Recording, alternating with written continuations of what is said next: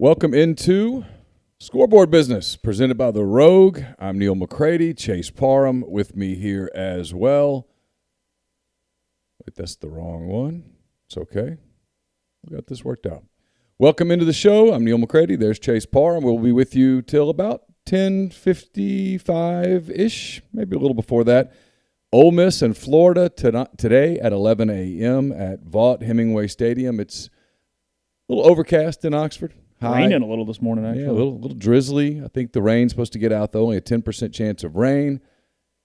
It is, I think 78 is the high here in Oxford. A little muggy. 78 degrees, and there's football, Chase. Football is going to happen today. You wrote about it in Food for Thought on Friday, and in all seriousness, I mean, woke up this morning and a giddiness for normalcy, for frankly our livelihoods, for life in general. I was out and about a little yesterday afternoon. I had to go check out something on the double-decker bus that was parked out in front of Visit Oxford. More on that in a couple weeks, but town was kind of popping a little bit. There was people out. I'm not going to say a normal weekend for a top 5 team in town, but it looked like a football weekend. It kind of felt like a football weekend. They've got the outside dining stuff going up, and it's a little haphazard with all the barricades and whatnot, but there was people hanging around.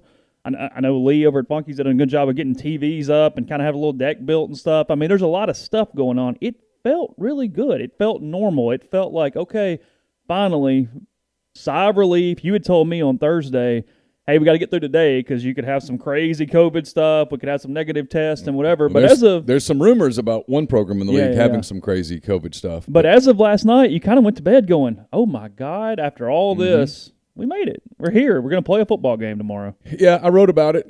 I'll always remember everything about March the 11th. I will remember everything about March the 12th.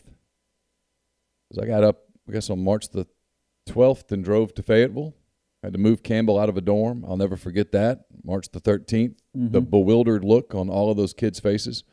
Because those kids are like every other kid. When you were 18, 19 years old, you didn't pay attention to what was going on in the world. That was your world. So that was a weird time. And we've had roller coasters, ups and downs, and yet here we are. Full slate of SEC games today. Lane Kiffin picture on College game day right now as we're sitting here. Yeah, it almost gets forgotten in all the COVID stuff that Ole Miss is a big story today. It's what's really – look, I'm not going to complain about anything. We're going to have a great day. 7 SEC games are going to be played and hopefully go without any issues whatsoever. But in a, quote, normal day, you've got Lane Kiffin opening up against the top 5 team today. You've got Mike Leach playing the defending national champions today in the SEC. I mean, there were storylines that we've kind of brushed past because we've been so caught up on, are we just playing? Is that all we're doing? That you look around the league today and go, hey, man, it's kind of fun. Like, there's stuff today. It's kind of neat a little bit. So tell you a little bit what we're going to do today. As I said, Scoreboard Business is brought to you by The Rogue. The Rogue is your destination for fine men's clothing.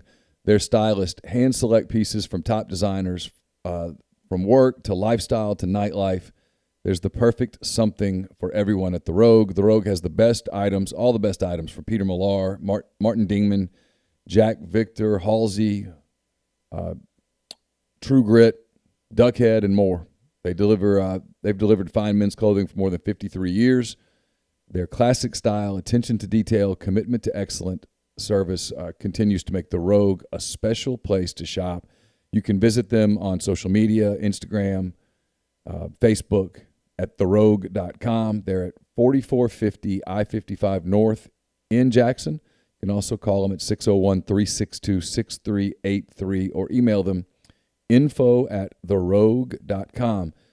We'll be showing you guys some new Blue Delta jeans a little later today. We both have a pair. I guess one or both of us will model a little bit later in the day. Not in this show, but later in the day. We'll be talking to Blake Kokenauer a little after we do that. We're going to model the new powder blue 4-way stretch pants from Blue Delta. They're absolutely fantastic. If you want to set up your own fitting with Blue Delta jeans, you can hit them up on social media or email them at info@bluedeltajeans.com. We'll have food later today from Rafters Music and Food. Rafters on the Square is open today, a perfect spot For watching the game, checking out the games later in the day, Rafters on the Water, located at the Sardis Marina, is open today as well with drink specials, burgers, po' boys, and more. Guests join us on the Rafters Music and Food Hotline, and today we'll be joined by Ryan Brown of WJOX in Birmingham here in just about 5 minutes, Edgar Thompson of the Orlando Sentinel, and we'll also go live to Vaught Hemingway Stadium. Later in Scoreboard Business, we'll talk to our pal Corey Clark of Clark Ford. Correspondent Corey today. Correspondent Corey Clark. He will kind of set the stage for what a socially distanced, weird stadium feels like. It'll be weird at Vaught Hemingway. It'll be weird at Tiger Stadium. It'll be weird sort of everywhere. But weird is better than the alternative. That's what I can say. Oh, look. I mean, we're talking about how great today is. I mean, the devastation should this not have gotten to this point. I mean, we might have just stayed in bed all day today and went, you know what, we'll figure it out on Monday. I don't know. I mean, I don't know. You know, I've thought about this, and people have argued with me about it, and thank God it's just a hypothetical. I think right about now the depression would have hit in, and I think businesses like ours would have severely struggled. We would not be doing anything like this, nothing like this. We wouldn't be. I mean, we're growing right now. We've survived it. You know, I mean, we've spent money on equipment and things of that nature. We wouldn't have done any of that. I think Saturdays in the fall without football, had there been no football at all, with what that would have meant for basketball, for baseball, I think it would have been sobering beyond words. Just me. Glad we don't have to ever really figure it out. I don't know when people go, "Oh, you'd have been fine." I disagree. I don't think we would have been fine. We would have made it, but not fine. Well, no, I mean, I walked in here one day and looked at you and said, "What are we doing? We're going to cover news." Like, and I was kind of being serious. Yeah. Like, what are we doing if there are no sports? What's this going to look like? I mean, I don't know. I mean, let's see. Yeah, like I said, thank God it allowed our plans to come to fruition. I mean, we had a lot of stuff set for stuff like this. Yeah. What we're doing right now. I mean, that frankly, until about 2 weeks ago, we felt pretty good about it. But I mean, you don't know for sure. You don't know what that's going to look like. And yet here we are. We're going to talk to Ryan Brown in a few minutes. We hadn't had Ryan on the big show in a while. This is pretty cool. I think it's a day of celebration. We're gonna repeat this too. I don't know what's going to happen at 11 o'clock. I don't know what the score is going to be at 2:15 or 2:45 or whenever that game ends. But the Lane Kiffin era is going to start. Playing a top 5 team in Oxford. It's year 0 for Lane Kiffin. He hasn't been able to recruit at all. Nobody's come on, whatever. And that's not about like lowering expectations. I'm just telling you, I don't know what's going to happen. Lane Kiffin doesn't know what's going to happen this afternoon. But there's football. The process is underway, and by God, that's a hell of a lot better than whatever the alternative would have been. Our MPW Digital Shop is live. You can go to mpw-digital.myshopify.com. You can get T-shirts like the one Parham is wearing there. Lower your screen for a minute. Let them see the T-shirt. There it is. Is that good? There it is. That's perfect. Okay. All right. They see it. All right. You're good. So you got T-shirts, polos. We've got quarter zips coming, maybe already on the site. Maybe very soon, yeah. Yeah. So a lot of stuff. If you order more than $100, shipping is free. And actually, if you order more than $100, Chase pays for the shipping. So you should absolutely. Yeah. You should absolutely. I've just set a checking account up, and you know what? When you cover over 100, it comes out. Automatic withdrawal right there from Parham. Thank you, Cole. That's very nice of you. Appreciate you and your rights. Congrats to us all, no matter what team you are for. This is a happy day. You want your team to win, obviously, but the alternative, just horrible. All right, we're in a couple minutes. We're going to get to Ryan Brown. Anything just standing out to you today besides just sort of the overall giddiness of we made it? For Ole Miss or in general? And anything. Yeah. I'm really interested in 2 other games today. We're going to go through a lot of stuff. I'm pretty fascinated by Auburn and Kentucky. Mark Stoops trying to build on last season to see kind of what that looks on a year-over-year basis for him, as he's built a pretty solid program there in Lexington. I think for Auburn, Bo Nix in year 2, I think Bo was better than maybe he was getting credit for at times last season. I want to see what that looks like, if Auburn can kind of be a team that tries to separate as that number 2 team in the SEC West behind Alabama. And then tonight, it's just a huge game for Jeremy Pruitt. I feel like tonight, again, it's a year where everybody's just going to play 10 games and we're trying to get through them. But there are storylines inside this. Jeremy Pruitt gets the huge raise early in the week, gets the extension all the way through 2025 or whatever it was. He's delaying his raise. Credit to him for that. I mean, I know it's probably a PR stunt, but nonetheless, credit to him for doing that because there is no money right now anywhere. Yep. It's a big game for him. I feel like in Knoxville, even in the middle of a pandemic, he loses to South Carolina. That's a big blow. And it's not just because I'm not a big believer in South Carolina, but just in general. I think Jeremy Pruitt, I think Gus Malzahn are the two coaches with maybe the most whatever on them today, I feel like.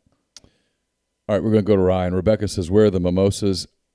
I made just a kind of a personal executive decision that if I got started at 9 a.m. You felt like that was a little too early? I felt like I would really regret that around 6. So Okay. we'll probably break the mimosas out in time for kickoff. I think I'm going to open kickoff with the mimosa as opposed to opening a pregame show.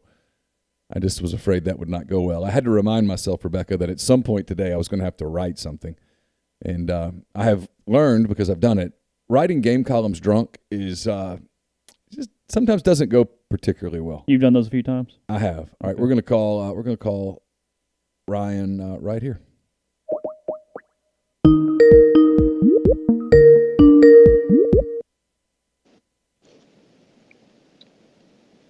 Hello, Ryan. How are you?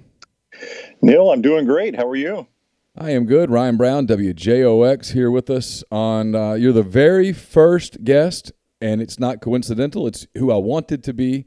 The very first guest here on Scoreboard Business for a lot of reasons. One, you know football so incredibly well. And number two, and I've told you this, I admired over the last 6.5 months your ability to sort of stay positive about this. So I'm curious today as you wake up, and I know you live in Birmingham and you've got to focus in on Auburn and you've got to focus in on Alabama and all of that stuff because you're going to talk football all week. But just for a moment, put that part aside. I'm curious today as you woke up and said, hey, there's SEC football today from 11 a.m. in Oxford and Auburn to 6:30 in College Station and Columbia, South Carolina. Just kind of your emotions.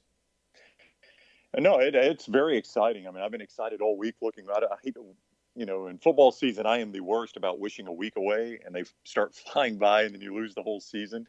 Just because I love football Saturdays so much. But, for the last couple of weeks, when this became a reality that it was, in fact, going to happen, I kind of wished the week away. And I went to bed last night almost feeling like it was Christmas Eve as a kid. And I woke up early this morning. I mean, I woke up at 6, couldn't go back to sleep. That's how excited I get about this. So I'm fired up. And, I did. You and I talked a lot, both, on the podcast and just privately.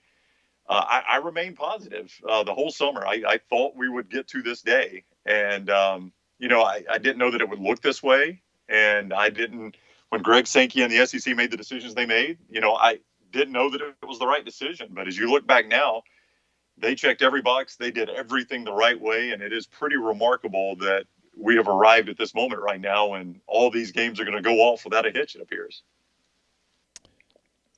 Last night, I couldn't resist the urge because I saw it. I know it was against my better judgment, but at the same time, I'm not embarrassed of it. I just sent something to Rovell because people like him have. You played into what he wanted you to do. You know that, right? I know, Okay. I know, but it made it made me feel good, and sometimes you do things to make yourself feel That's good. Fine.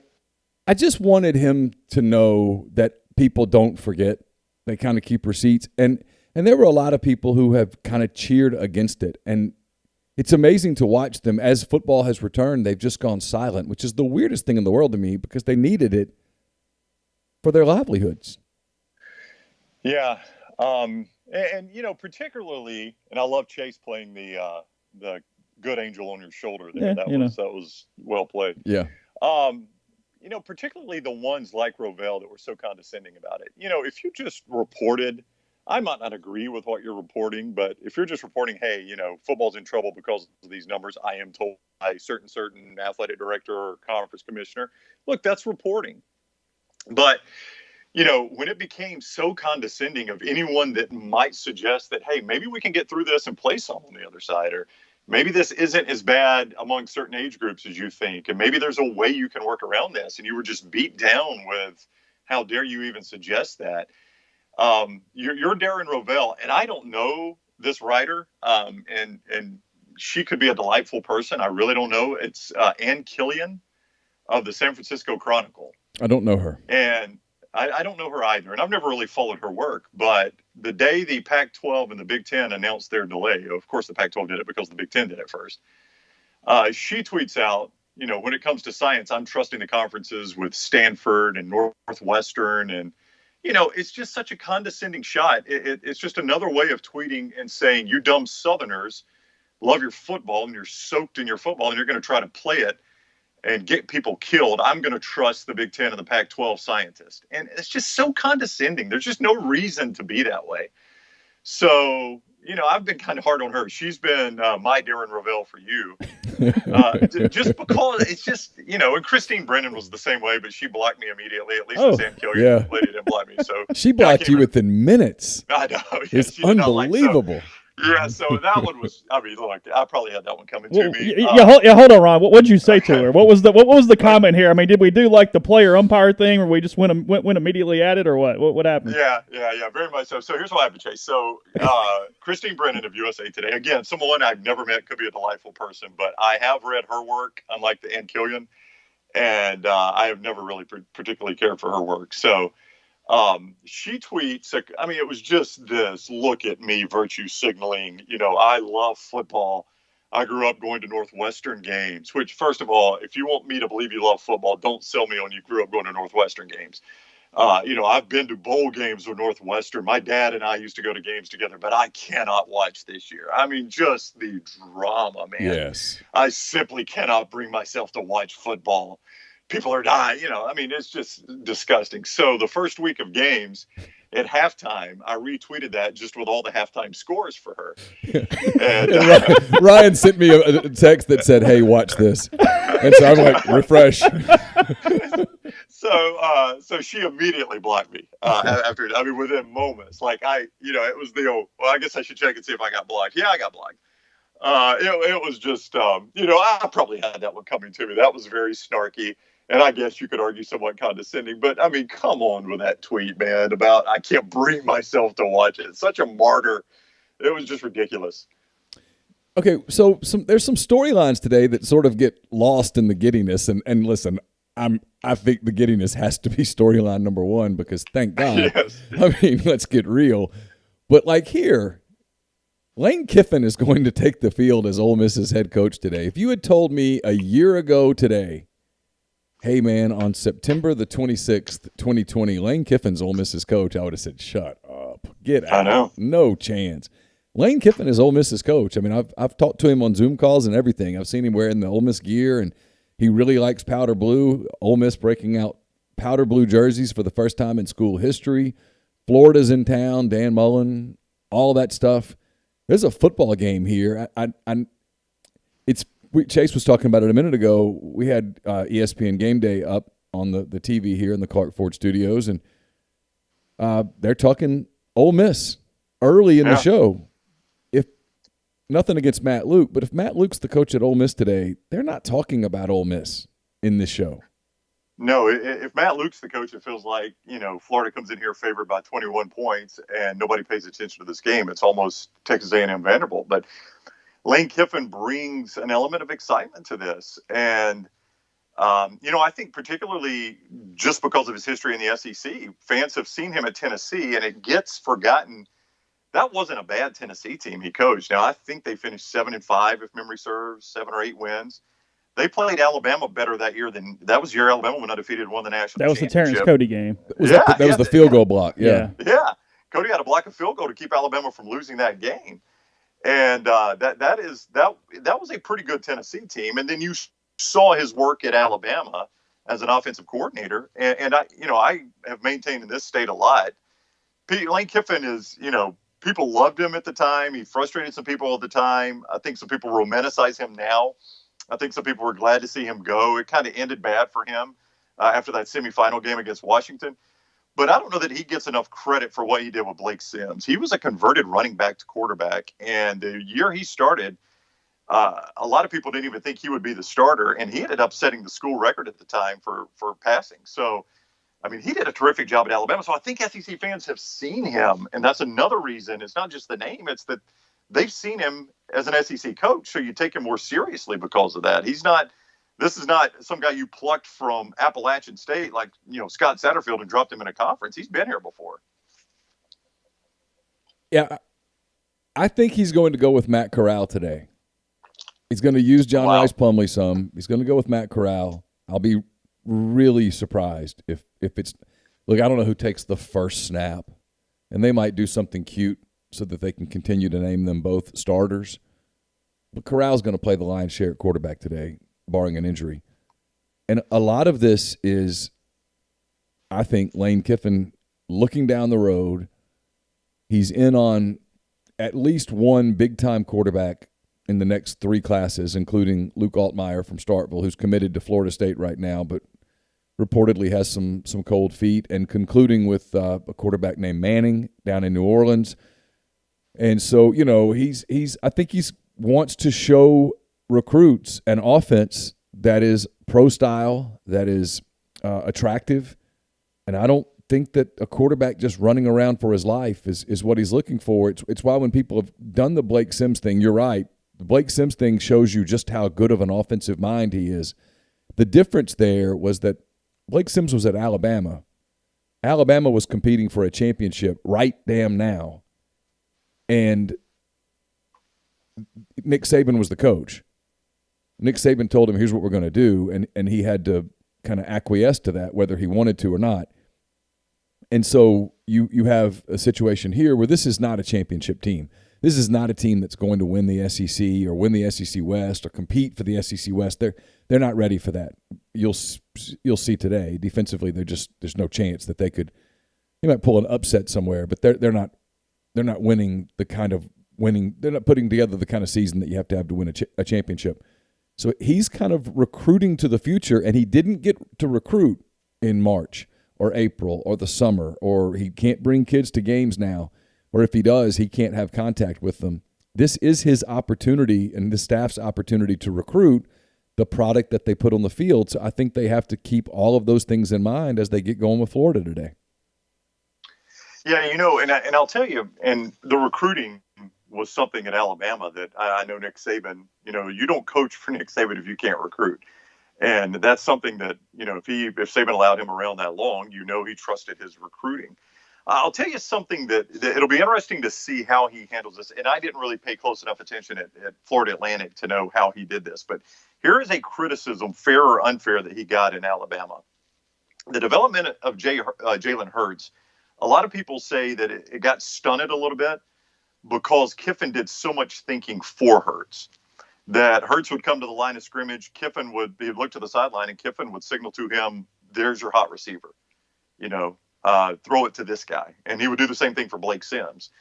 And Jacob Coker. Mm-hmm. Yeah, and Jake Coker. And while it was successful and while, it allowed for Alabama to have success, which ultimately that's really his job there, is to have success and get the offense going, and they did. It might have stunted their growth a little bit, their development as quarterbacks. And, I don't know that that's a fair criticism, but I heard it from a lot of people. And you could certainly see it during the games. A lot was made of, Kiffin raising his hands before a play. The part of that was the signal. I mean, he was signaling to the quarterback, there's your hot receiver. Mm-hmm. Go to this guy. I've looked at the defense. That's going to be your open receiver. And it speaks a lot about his knowledge of offense and his ability to coach, but it probably also did stunt the growth of those quarterbacks a little bit. It would be I don't know about fair or not fair criticism, but it also is one of those deals where he's coming in and getting guys and having to get them to play immediately, whereas maybe if you do get the Arch Manning or the Luke Altmaier, you've got them from day one where you're doing this kind of together. I mean, when you've got Jake Coker for a year and you go, hey, he's got to play, well, if the only way I can do that is to help him in that regard other than maybe develop him, that'd be a little different if you got the guy as a true freshman. You go, hey, we're going to teach you this. We're going to get you through that together. In a lot of ways, it shows adaptability because, by God, that was the only way to win right then. Yeah, and I'm going to go broad brush stereotype here and say you probably wouldn't have to do it as much for Arch Manning if indeed he comes to Ole Miss. Yeah. I'm just judging on DNA, and so far that DNA is pretty undefeated in that aspect. So I think he wouldn't have to do that as much, and maybe wouldn't do it as a head coach. I don't know, but I think sometimes that's the challenge of a really good offensive coordinator. and I'm not saying Lane Kiffin did this, but here's a criticism Gus Malzahn got, when he was calling plays, is a lot of Auburn fans felt like Gus Malzahn wanted to look like the smartest guy in the room. So a lot of times he would do kind of goofy things at weird times when, hey, Gus, you can just line up your own in the line of scrimmage. You can line up and run the football. You don't have to run a trick play just to show everybody you got trick plays and you're the smartest guy in the room. Sometimes the smartest guy in the room just lines up and runs the football because it's what's working. And I think that's the challenge of any offensive coach, is to not worry about being the smartest guy in the room, but to do what it takes to win football games. What do you think Lane Kiffin's ceiling is at Ole Miss? Do you see a scenario? I've had this question a bunch. It seems crazy to even talk about it before he's even coached his first game. But people say, how long does he stay at Ole Miss? And I'm always like, I don't know. I mean, he's still a relatively young guy. He, he's making $4-point-something million a year. Given the pandemic and how that's going to cause a reset, at least temporarily, for coaching salaries. I don't know how many programs in the country would pay more. I mean, Ole Miss probably at $4-point-something million is a top, 20 program in terms of salary. So I don't know where all he could go, but when you look at it from, I guess, not 30,000 feet because you're a lot closer than that, more like 10,000 feet. What do you sort of see with Kiffin? Do you think is there a scenario in your mind where he stays at Ole Miss 8, 10, 12 years, or do you think if he were to win and win quickly that he bolts? How long was Cutcliffe there? I mean, he was 8 years. 90. Am I right about no. 98 to 04. 99 through 04. Because Tuberville coached 98. 99 04. Yeah. So, I mean, I don't know that he, gosh. Yeah, I mean, I could see a 6, 7, 8 year run for him. Lane Kiffin now, and you guys have probably learned this now, he's a little bit of a different dude too, We've noticed. He's not it's not hard to notice. He's not your normal football coach, I mean, nor is Mike Leach. I mean, Mississippi somehow has cornered the two that have broken the mold here. But he kind of has marched to a beat of a different drummer. And here's a guy, too. I think what you have to remember about him chasing jobs is he's had big jobs. I mean, he's been an NFL head coach. He's been the coach at USC. He's been the coach at Tennessee. So I think a lot of times those guys jump and chase jobs because they always want to answer the question, what would I be like at the biggest level? I'm the coach at, Louisville, or I'm just trying to think of, a job that is a good job but not a top tier job. I want to see myself at the top tier. I want to see what I would do if I'm the Texas coach or the USC coach. Well, he's been there and he had some success and a failure at the end. So he may have answered that question for him and he may not have liked that lifestyle. I don't know. I think you can go broke predicting Lane Kiffin because he marches the beat of a different drummer. But if you told me right now he's there 7 or 8 years, it would not shock me, no. Let me ask this a different way. This is something Neal and I had a conversation about on the show last week, but unless Neal asked you this off air, I'm not aware of it. We were talking about SEC programs and which ones can be perennially competitive on a national level. I mean, Ole Miss obviously had the Peach Bowl and the Sugar Bowl back-to-back. Hugh Freeze did some things. If Hugh Freeze can do it, Lane Kiffin can do it. Yeah. But where do you kind of draw the line in the SEC on programs that can do it year over year if all the machinery's in place and going the right way and they're being as efficient as that program ceiling can be? Where do you kind of draw the line on where that is in the league standing from programs? Because I feel like Ole Miss is probably the very last program that can do it. And then I think under that you've probably got Kentucky, South Carolina, Vanderbilt, Missouri, and Mississippi State. Yeah, and, in the not too recent past, we've seen it's getting further and further away, obviously, but, we saw Steve Spurrier win 11 games. Was it 3 consecutive years at South Carolina? I think that's right. And Lou Holtz had a couple of good years Won there. the East, played Cam Newton in the title game one year. I mean, South Carolina has been to Atlanta. Missouri under Gary Pinkel Back to twice back. was in Atlanta. And in fact, under Gary Pinkel, I think 3 times had a game of basically a national championship play-in game, once in the Big 12 and twice in the SEC. Yeah. So, I mean, Missouri has at least touched there. But to your question, who can consistently do it? I don't view South Carolina, Kentucky, Missouri, certainly Vanderbilt in that window.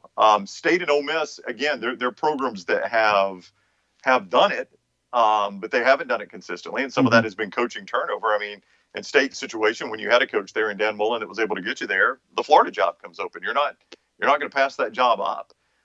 You guys know what happened with Hugh Freeze, so that derailed that one. But I certainly think anybody above those bottom four can do it consistently. You guys probably saw this too. Ben Volen, that covers the NFL for the Boston Globe, I believe it is. Yeah, Boston Globe. He did the NFL players per state, right? Each state, how many they produced. Yeah.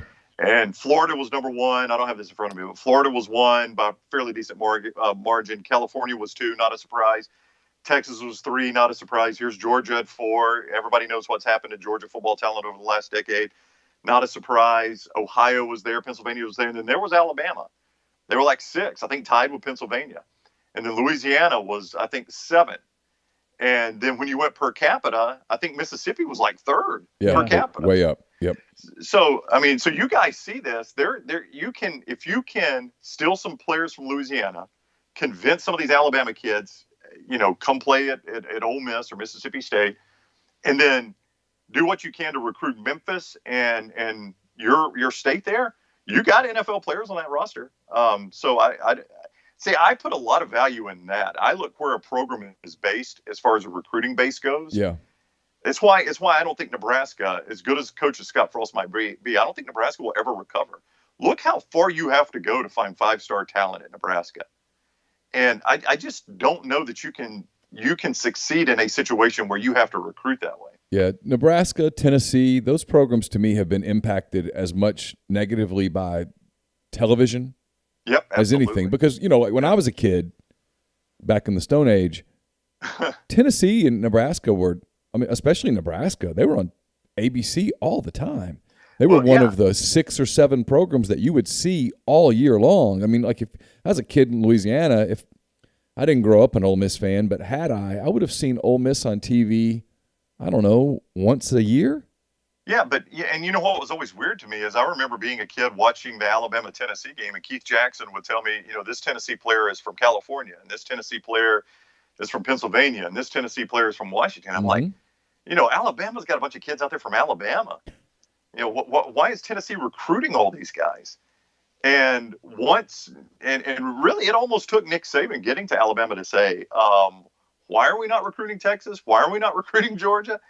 And I think that's what has hurt the Nebraskas of the world. Is that was the same thing at Nebraska. They were on TV so much you could convince Tommy Frazier to come halfway across the country to play for you. Look, come where you're going to be on TV. Your mom and dad get to see you. Well, every school is on TV every Saturday now. Yeah. So that Nebraska can't sell that anymore. They can't tell you, I know it's a long trip, but your mom and dad can see you on TV every week. Why, Coach, I can go anywhere. My mom and dad can see me on TV every week. And by the way, you're not winning anymore. So, to me, it took that for a school like Nebraska to break out of an area that doesn't have the 5-star talent, but still recruit that 5-star talent in. It's what's interesting about Kiffin is, and it's rubbed some people the wrong way, rubbed some media people the wrong way. Chase is like, oh God, here we go. No, we go. Oh boy. But he's not going to be held hostage by Mississippi recruiting. His predecessor at Ole Miss really made that his calling card. Mississippi made. They're going to recruit Mississippi kids, bring them to Oxford. And it was a flawed strategy for a lot of reasons. One, there's a lot of athletes here. There's a lot of talent here, but they're spots in the state where the level of football it's pretty inferior, and so those kids come out of those programs and they need 2 years of development time to get ready to play college. And they can run and they can jump and they can do all that stuff, but they don't understand anything sophisticated scheme wise. And then the other thing is that Mississippi State is never going to allow Ole Miss to, quote, dominate Mississippi. Ole Miss is going to get their guys, but State's going to get theirs too. And so it's a small state. It's 2 schools in the state. One is never going to just completely dominate the other in in-state recruiting. And so Kiffin, to his credit, has assembled a really good staff, and they're going to try to recruit nationally. It's one of the reasons they're doing the powder blue today. They're trying to set themselves apart, trying to make it different, all of that stuff. One of the things I'm most fascinated by, we won't find the answer to this today or at any point this fall because the dead period for whatever reason, goes through the end of December. So this recruiting cycle is shot. But I am interested to see in the next, 24 to 30 months, can Lane Kiffin make inroads nationally with, as you mentioned, high 4 and 5-star recruits, get them to Ole Miss.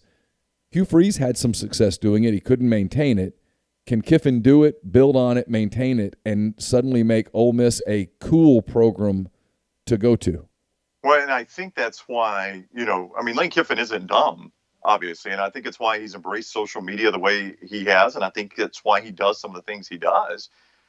Because I think to a certain extent, he subscribes to the there's no bad publicity thought, right? I mean, if they're talking, as long as they get my name right, there's no such thing as bad publicity. And if people are talking about me, they know I'm the coach at Ole Miss.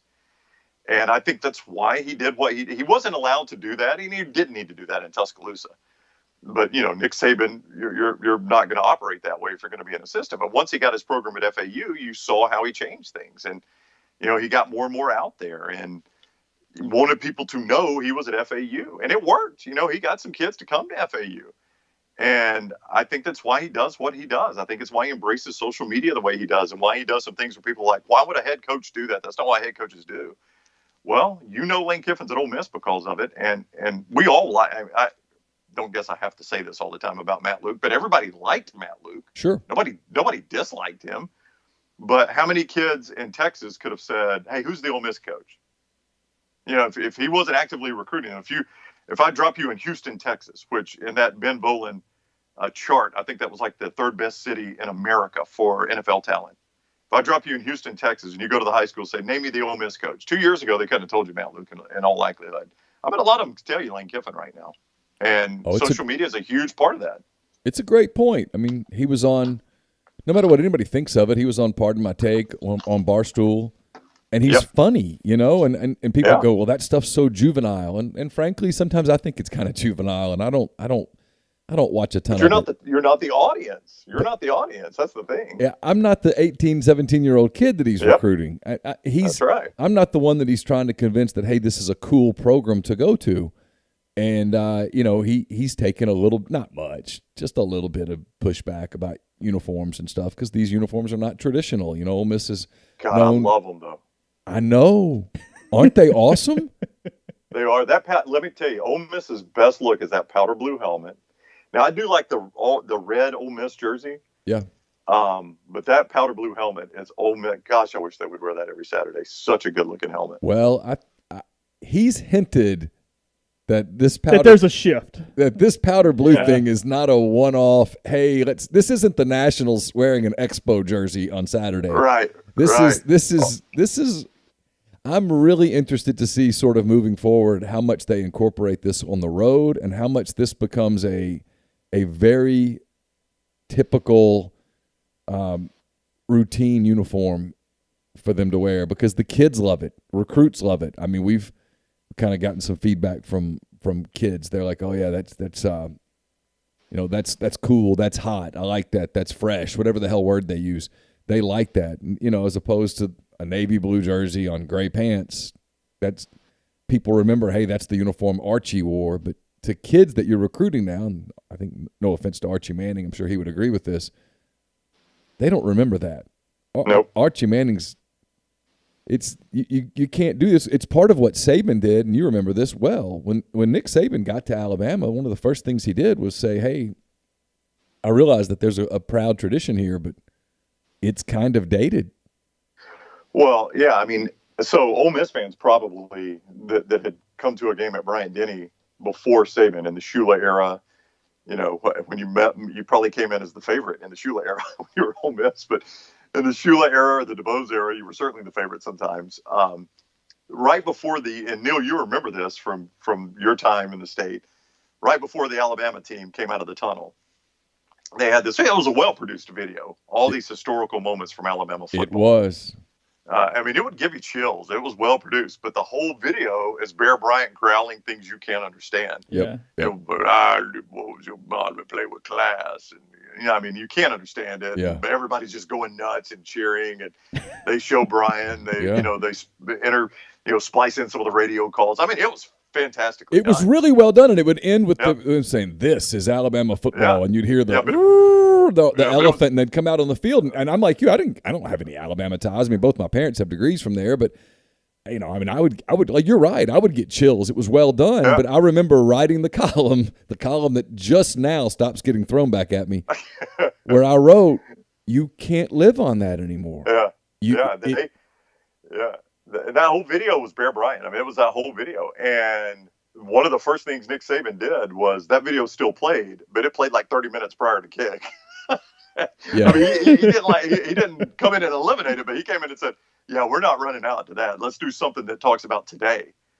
And sure enough, what they do now, it's all about, what has happened over the last decade. And that's not because Nick Saban wants to be celebrated. It's because he knows I'm not getting a recruit based on the goal line stand in 1979. Great moment in Alabama history, but it ain't getting me a recruit in 2009. I'm getting a recruit in 2009 because we just went out and played Texas in the Rose Bowl. I'm getting that recruit in 2010 because of that. So, I mean, you're right. I mean, Archie Manning was a great player. Eli Manning was a great player. But now that Eli's out of the NFL, kids today aren't going to remember Eli Manning playing at Ole Miss. You might have associated it when he was still the Giants quarterback.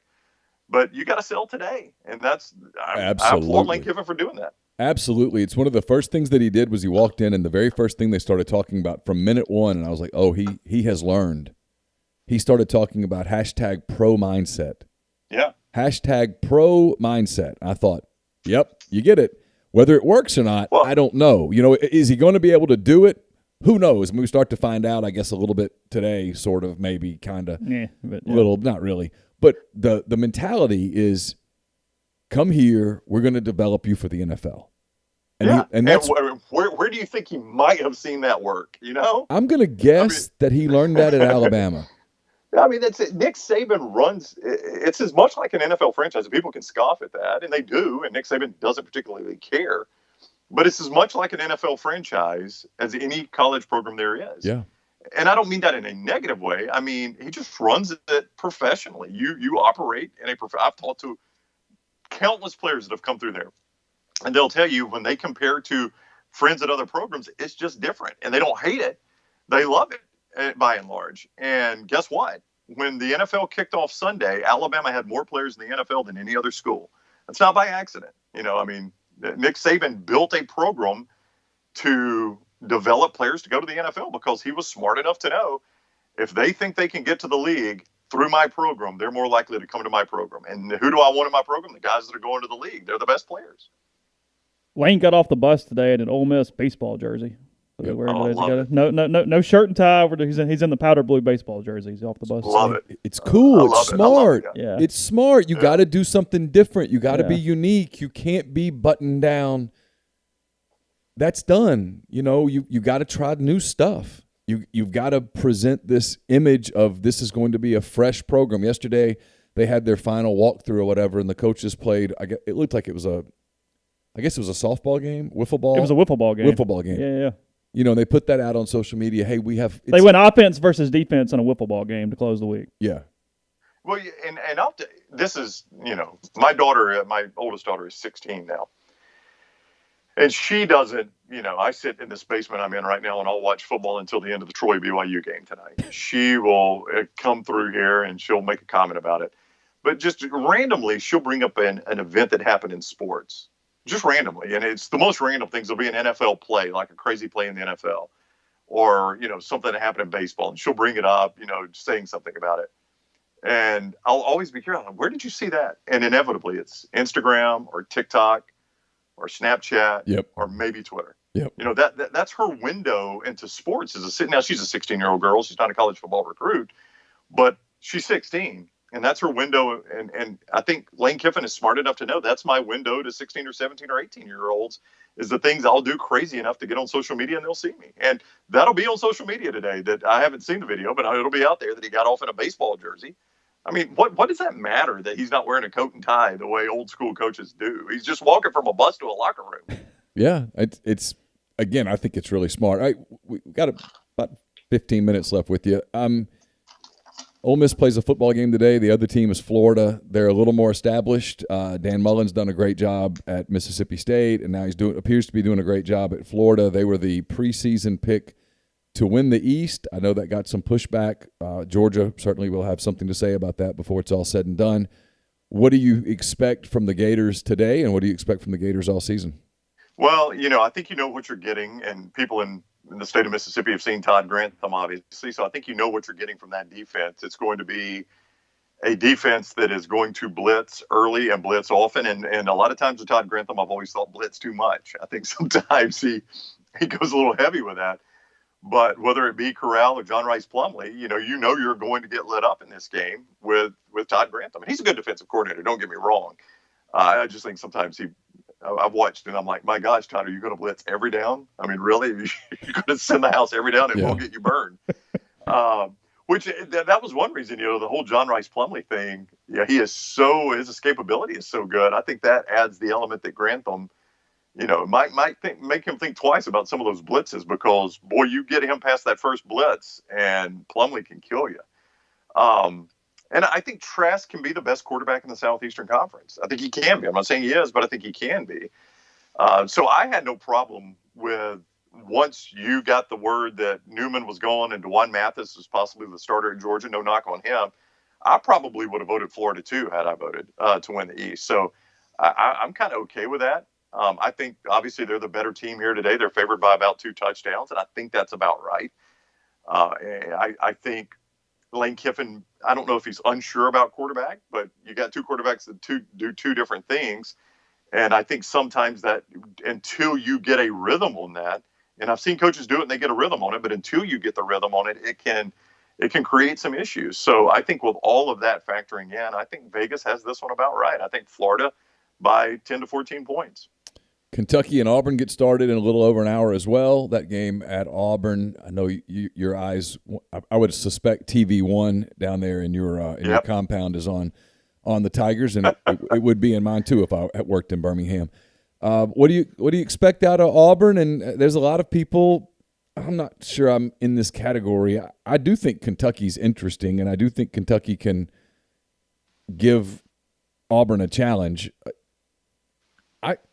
Everything I hear out of Auburn is that this Auburn defense is deep, it's talented, and it's potentially special.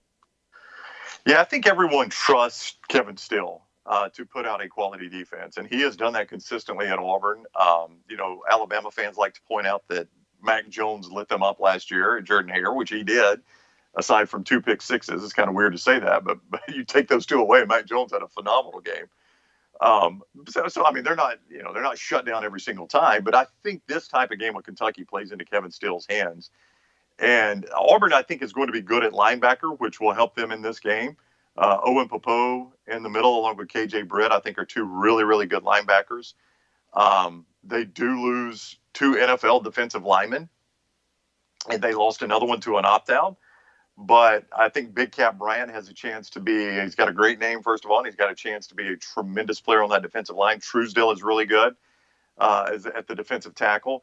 And I think they're solid in the secondary. Roger McCreary is a really good corner. Sherwood is an excellent safety. Christian Tutt is a terrific all-around player because he's really big in the kick return game too. So I trust Kevin Steele, and I trust that defense, and I think that's what kind of game you'll get today. I think this will be a very low-scoring game, which is one reason, when Vegas sets the number at wherever you've got it, 7.5 or 8, 8 points in this game is a lot because I think this will be a low-scoring game. I mean, I think this is the type of game that 20 or 21 points could win you. So that's kind of what I suspect out of this game. Auburn's biggest questions are on the offensive side of the ball. They've got basically an entirely reworked offensive line. No clear-cut 3-down running back yet. No complimentary receiver that is clear-cut for Seth Williams, who can be a star yet. You got Bo Nix back, who was up and down last year, but I think a lot of people think he'll take another step forward, and a brand new offensive coordinator in Chad Morris. So there are plenty of question marks for Auburn on that offensive side. So you got Mississippi State and LSU's the 2:30 game, and I get why CBS picked this game. You get Mike Leach's first game, all that stuff, and you get the defending national champs who you won't recognize. Overhaul. I mean, it's like everyone that could have left, right. With the exception of Orgeron, who then goes on 60 Minutes and actually acquits himself quite well. It was bizarre, really. This Well, 2020 is weird, man. I know we were laughing about it before the interview. We were talking on our show about, the if you overlay the 60-minute viewer and the college football viewer, you probably don't get a ton of overlap in that one. No, probably not. And we were laughing about, the financial, the banker in New York City that goes to work Monday after 60 minutes and says, "Did you guys see that LSU coach on 60 Minutes? Is that for real? Was that an act?" Yeah. But you're right. He was a lot better than I thought he would be on that show. And his mom stole the show. That was great. She was great. Yeah.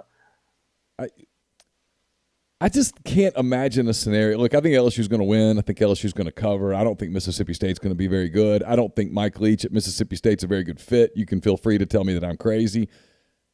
But when people talk about LSU going 9-1, 8-2, I look at that schedule and look at all that they've lost, and if they do it, hey, kudos to them. I just expect a fall off in Baton Rouge. Well, they're the better team today. I would agree with you. But I think as you look at the remainder of their schedule, they're not the better team against Alabama. They're not the better team against Florida. They're at very best toss-up against Auburn and Texas A&M. So there's 4 games right there that if those go the wrong way, now you're 6-4. Even if you split the toss-ups, you're 7-3, and that's going to be a disappointing follow-up season. I think I would imagine a lot of LSU fans have braced themselves for this. You can't help but brace yourself for it, having seen what you lost. But I don't have a ton of faith in this LSU team. I think Auburn is second in the West. And I do think LSU is third because I also don't have a ton of faith in Texas A&M and Jimbo Fisher. So I think LSU potentially can be better than them. So I think LSU is probably third in the West. That's about where I would peg them. Right. In that one. And real ahead, quick, Chase, I'm sorry. I'll give you a great point on that. And I'm trying to remember who shared this on my show this week. I want to say it was ESPN's Tom Luginbill that made the point. And it was one of the analysts we had on, and I really wish I could give full credit to it. But no, it's Gene Chizik. That's exactly what it was. The former Auburn coach, Gene Chizik, now with the SEC Network, who was on with us. And he said his concern about Mississippi State in this game is that everything in that offense is about timing. The receiver has to take so many steps to be in that spot because the quarterback takes so many steps and then lets the ball go to that spot because that's where the receiver is in that system. And he said no offseason that we've ever had is worse for timing than that. So if you're running an offense that timing is so critical, there's just almost no way it can be spot on after the offseason we've just had. And I thought that was an excellent point by Gene Chizik. What I was going to ask you is, mentally, don't fans, probably even administrators, maybe even coaches, everybody inside a program a little bit, we've got to shift our expectations on record. Because you mentioned, 7-3 being a disappointment. I understand that because they are the defending national champions, and you're building this perennial program. But in a normal year, that's 6-2 in the league. You win the 4 non-cons. That's 10-2. I feel like even in Ole Miss right now, we go, hey, 3-7. Well, 3-7 means you won 3 league games. I mean, that's not like end of the world stuff. I feel like we're all kind of adjusting to this league only thing. Basically, yeah. Yeah. Yeah. No, I'm with you 100% on that, Chase. It's now listen, I'm in a state where if it's 9-1, people are going to be disappointed with Alabama. Yeah, so I do understand that. But you're right. I mean, if let's take Auburn. I think Auburn's a good example because they've got some question marks. They're going to be underdogs against Georgia in week 2. They're going to be underdogs. They got a tough game today against Kentucky. If Auburn goes 7-3 or 6-4, I'll give them 6-4. Okay. You'll have a lot of typical Gus Malzahn, 6-4. Well, if those losses are Georgia and Alabama, that could have been a 10-2 team. Yeah. Yep. I mean, you win your non-cons. They had North Carolina out of conference that they were going to play in week 2 in Atlanta. Auburn would have been favored to win that game. I don't know. We haven't seen North Carolina in forever now. So, I mean, it's a 10-2 team. I think you would have been pretty happy. You don't want to lose to Georgia and Alabama. Sure, I get that. But 10-2, I think you'd have been pretty happy with that. So, I agree with you. You got to understand a 10-game conference schedule is a totally different animal here. And if you were 7-3 in a 10-game conference schedule, that probably was going to be a 10-2 in a normal situation. Yeah, and everybody's raving about you then. They're like, "Oh, we were so close. We were so close. We're 10-2. We're playing in an Access Bowl. Blah blah blah." Yeah, You mentioned Yeah. A&M. We've got to see that, right? I just refuse to believe in it whatsoever until we see it on the field. No I mean, one- I can't do it. I'm No sorry. one on I this don't earth care. is more skeptical about Texas A&M than Anthony Chase Parham. He refuses. I don't. He refuses to drink any of the Colt No Kool-Aid. matter how good they're supposed to be, they're relatively mediocre given their resources and their money. Year over year over year over year, and I don't believe it until it happens. Sorry. Okay. Yeah, we did this exercise on our show. It's been a while back. No thanks. But if you look at historical wins, like if you just say, throw out the Holy Crosses and people like that, take the legit Division I programs, and look at historical wins, and you start going down the list, and you go through the Alabamas and the Notre Dames and the Texas and the Michigans, and then you get down to where you find Texas A&M. You're like, well, they're the first school that I look at. And I'm like, okay, with all these wins, what do they have to show for it?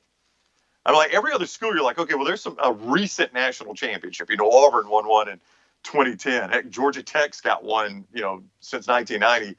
Georgia at least has one in my lifetime, But you look at Texas A&M and you're like, what do they have to show for all these wins?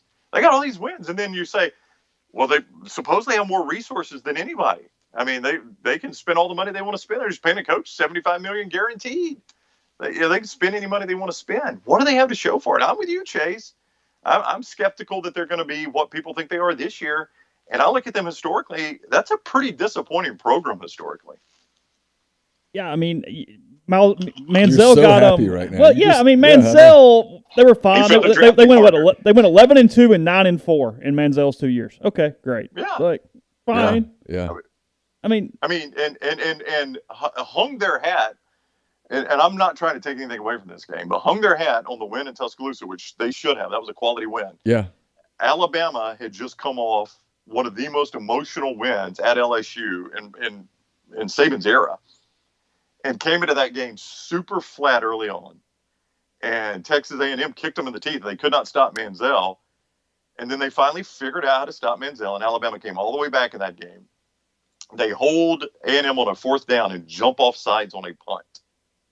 All they got to do is just fill the punt, and their offense could not be stopped at that point. They drive right down and win the game. But that's kind of Kevin Sumlin cashed in on that game. And then they go drill Oklahoma in the Cotton Bowl. But you're right. I mean, you have one of the best players in college football history. Then you flip the page that next year, and he comes back, and then what happened? Alabama beat you out there. Auburn beat you out there. Like you said, they're 9-4. And Manziel's probably the best player in program history, other than maybe John David Crow. See, that's the part of it that people forget, because Manziel was a complete disaster in the NFL. And Yeah. so they carry that over, and they don't remember that dude put a program on his if back. he's Oh, one tick gosh. worse, they lose to Hugh Freeze twice. And they're Twice. even worse than that because he bailed them out both times. I mean, since they were ineligible for the national title in 94 when they were on probation under R.C. Slocum, their best season was when they won the Big 12 and went 11-3 and lost 3 games and went to the Sugar Bowl. That's their Yeah. best season since 94. But you're right. He put a program on his back. Now he did have Mike Evans, who's an NFL receiver. Von Miller. I mean, they have players.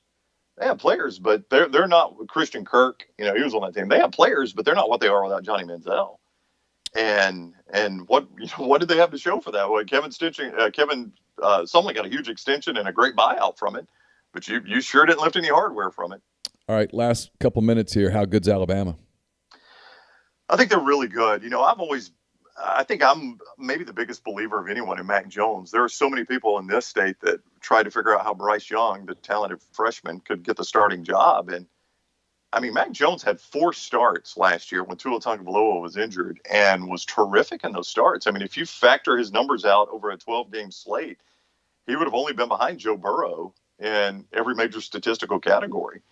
He would have been the second leading passer in the league, which is, Joe Burrow had the greatest single season we've seen in college football history. So I think Mac Jones will be a really, really good quarterback. He's got 2 NFL wide receivers, first-round picks he's throwing to, and Devontae Smith and Jalen Waddle are an extremely good offensive line that's talented with a lot of experience. He's got a depth at running back behind him with Najee Harris, who didn't go to the NFL to come back to Alabama. Brian Robinson, who's been behind Harris all this time. Trey Sanders, who's a talented freshman that got hurt last year in preseason. And then defensively, speaking of injuries, you bring back Dylan Moses, who missed all of last year. Their big question is in the secondary. They basically had to rebuild the secondary around Patrick Surtain, who's really, really good. But they're fresh at safety, And at corner, they'll be starting 2 freshmen today. Malachi Moore out of Hewitt-Trussville is a true freshman. He'll start at the star, and Will Anderson will start at the jack linebacker. So that's 2 true freshmen that will be starting today. So that kind of shows you some of the rebuilding Alabama had to do defensively. But and to me, and this sounds so weird under Nick Saban, you've never really had to say this, but I think that's the big question for Alabama's defense, because under Pete Golding, this will be his second year as defensive coordinator.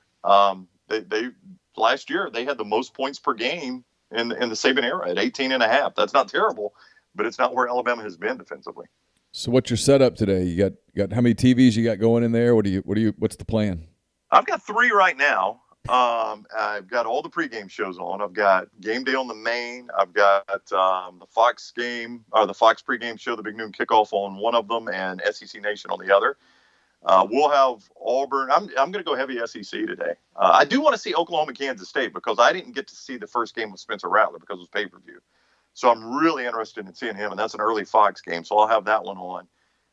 But I'm going to be heavy SEC today. I mean, I've seen a lot of these other teams play already. I haven't seen all the SEC teams. I want to see parts of every single SEC game. 15 seconds, because I know you got to go. Tennessee, are we believing in Jeremy Pruitt? He just got a contract extension, and, when I saw that, I thought, what the most normal thing would be to do is to get that contract extension and go out and lose to South Carolina.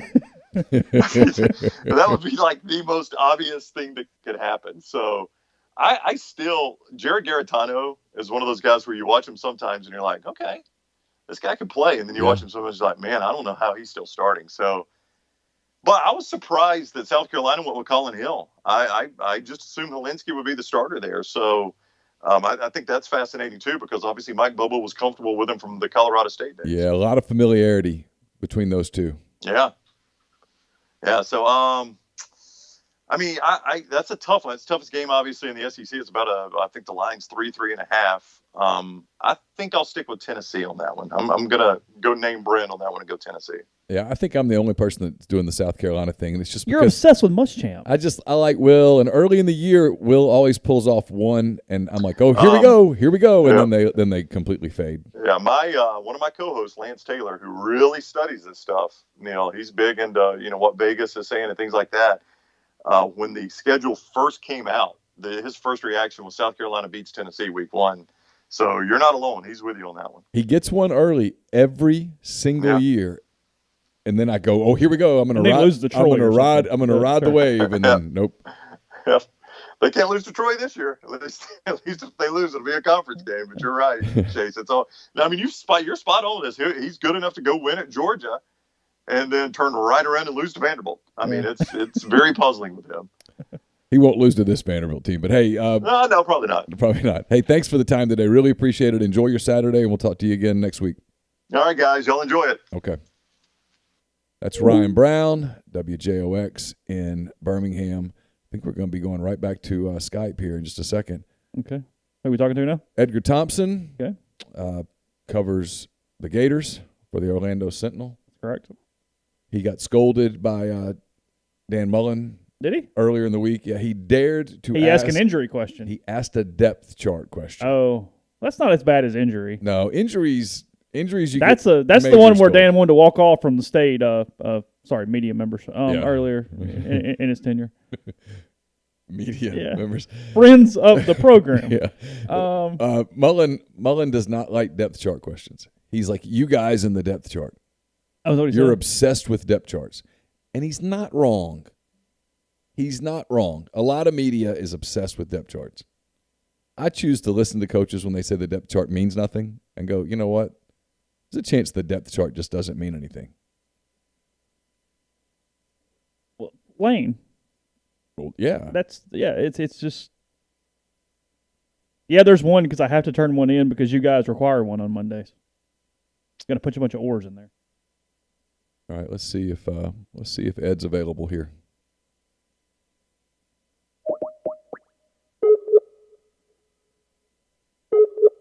This is the one thing I'm not completely crazy about. The sound? Yeah. You hadn't figured out how to kill that yet? No, and he's not online. So I'll send him a reminder real quick. He might have gotten busy with something. We're perfectly good. He was. Is he here? No, he's not Okay. here. There are some rumors, and we'll find out if there's any truth to them, that there are some suspensions at Florida today. Not COVID related, just suspensions. in Yeah, general. that there's some suspensions that are coming out today that he was going to have to work on that. Let's see. Yeah. You're seeing a little bit of live production. Normally you'd have a producer doing this. Yeah, he says he's got a lot going on, but he's ready. Okay. Yeah, I'm gonna get him. And we'll be quick with him. Yeah, we won't keep him long. I mean, do a couple 5 minutes or so. Whatever. Yeah. So what's the game besides Ole Miss? What's the game that intrigues you the most today? It's Auburn, Kentucky. I don't know why I'm so fascinated with that game. I shouldn't be that fascinated because we all picked Auburn to cover. We all picked them to cover that 8-10 point line, whatever it was. We all said, hey, if it's 14, we probably like the Wildcats. There's something about Stoops' program, though, that he's gotten so much consistency out of them. I just kind of want to see what that looks like. I keep expecting sort of a Kentucky-level fall-off, if you will, for whatever that is. But he's been able to manage that and just kind of win the games he's supposed to, occasionally beat up somebody else. The job he did turning a wide receiver into a quarterback and making that offense work last year was really impressive with his staff. Bo Nix, what does he look like in year two? Yeah, it's Auburn, Kentucky. Tennessee, South Carolina it's kind of like the NCAA tournament. It's going to be a close game potentially. I don't know if it's going to be a good game. So I don't know how intrigued I am by that versus just being a close game. But it's Kentucky because I think LSU athletically, given State struggles from a roster standpoint, I just think LSU wins that game without a whole lot of trouble. All right, we're calling Edgar now, so we'll have him on.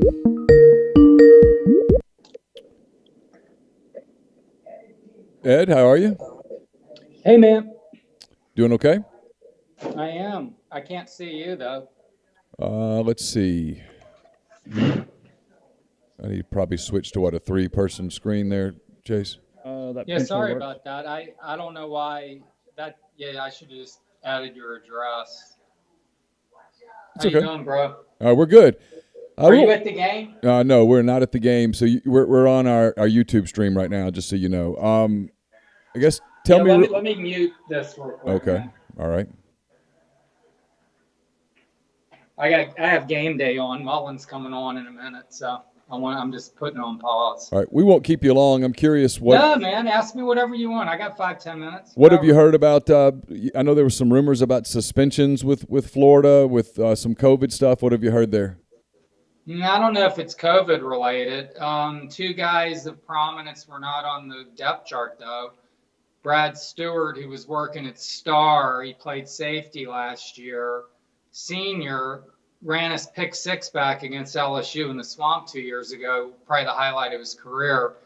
Big time talent, but just not producing. And part of it is he's undependable. But he was working at Star, and now he's not even on the depth chart. I asked Dan about it the other day. I heard he got you. a little testy, and I don't even look at depth charts. And I'm like, so you don't even know who your depth chart is. I'm thinking, but okay, fine. But then I'm like, is he available or not? And he said yes. So we'll see. Number 2. And then Kyrie Campbell, number 55, defensive tackle, 13 starts last year, was not on the depth chart. That could be a real big loss because at least in Stewart's case, they do have some young DBs showing a lot of promise, apparently, that I'm excited to see. I'll mention a couple of them in a minute. But Campbell, he was like toying with maybe going to the NFL, and you had him and Slayton, who's another really starting to come into his own. Finally. And that's a pretty good interior line starting unit, 2 guys right there. And now it's like, who are they going to go with if he can't play, if he's not available, which throws into relief the run defense, Neal, which I think might be the big question mark with this team. You lost David Reese. Wasn't great in space, but was terrific between the tackles. Their run defense gave up 102 maybe last year. Not bad. Championship teams maybe give up a little less, but they're going to be hard-pressed to do that again unless some guys really emerge. Kyle Trask is back. I thought he was really good most of last season. He is probably the big reason Florida is picked to win the East. When you saw Florida pick to win the East over Georgia, I know Georgia has some quarterback issues. Were you surprised? Do you think are people overreaching here, or is this a Florida team that you think can contend for a title? I was surprised. I do think they can contend, the Gators, but I was surprised. I think a lot of people are putting, probably wisely, at least early on, a lot of weight on the fact that Todd Monken has not had a lot of time to work with this offense. Now they're going to a transfer quarterback, JT Daniels, I believe. But then we were seeing some internet buzz. This younger guy, I don't even know his name, was causing some push there. And, because Jamie Newman opted out for what God knows what reason. And, the guy thinks he's NFL ready now. I don't know about all that. He had a pretty good year at Wake last year, but this was a year where he could have really proven himself. So there are those issues under center for Georgia and with the offensive coordinator, whereas at Florida, you have the returning starter who was the most productive quarterback in the league last year, returning 25 touchdowns, 300 yards passing a game for the Gators for the first time since 2001 when Spurrier was in his last season. So that was pretty impressive. Plus Dan Mullen, the staff continuity is just amazing with the guy. He's got 3 guys who have 11 years at least with him on staff. And Brian Johnson played for him 1 year and has coached with him 6 years in 2 different stints. So you have a lot of continuity in the offensive staff. So plus Dan's just a really terrific game day adjuster, play caller. But that, still, Georgia's returning 10 starters on defense and has got a real talent gap. Right? They've gotten like 25 stars in the last 4 years almost, and Florida's signed like 1. So I still feel like Georgia's the team to beat. I would have voted for Georgia personally, or did, and I'm just not ready to buy Florida completely, but I do think that they certainly are going to contend. But look at what they open with today. I feel like Florida's going to handle this game probably, but 2 weeks from now they go to Texas A&M, then they get LSU a week later, and LSU ain't going to be what it was last year, sure. It's still a talented football team, I have a feeling. The recruiting's been fantastic, and we'll see. The Gators got a tough road.